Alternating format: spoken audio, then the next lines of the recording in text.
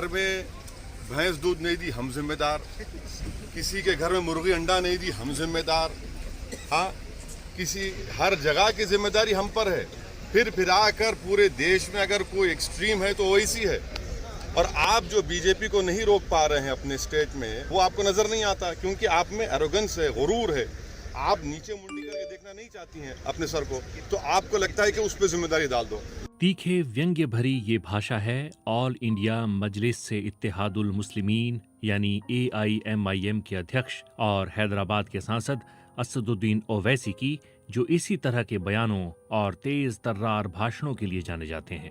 पश्चिम बंगाल की मुख्यमंत्री ममता बनर्जी ने जब नाम लिए बिना उन पर निशाना साधा तो ओवैसी ने इसी अंदाज में जवाब दिया।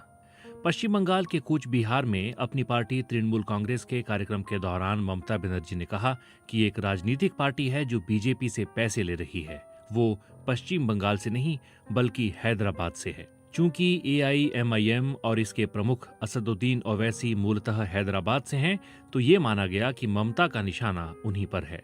असदुद्दीन ओवैसी ने भी जवाब देने में देरी नहीं की।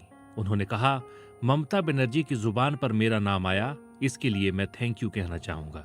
ओवैसी ने अल्पसंख्यकों को बांटने के आरोप पर भी पलटवार किया और कहा कि आजकल हर कोई हमें ही जिम्मेदार मान रहा है, लेकिन ये नहीं जानते कि मुसलमान बदल चुका है। बंगाल में जब ये बीजेपी को नहीं रोक पाए तो हमें जिम्मेदार बता रहे हैं।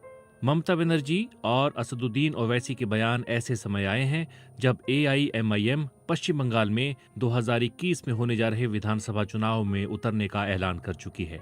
पश्चिम बंगाल की मुख्यमंत्री के निशाने पर अक्सर लेफ्ट और बीजेपी रहा करते थे, मगर ये पहला मौका है जब उन्होंने AIMIM पर निशाना साधा। ममता बनर्जी और असदुद्दीन ओवैसी के बीच हुए शब्दों के इस आदान प्रदान को पश्चिम बंगाल की राजनीति में एक नए अध्याय की शुरुआत के तौर पर भी देखा जा रहा है।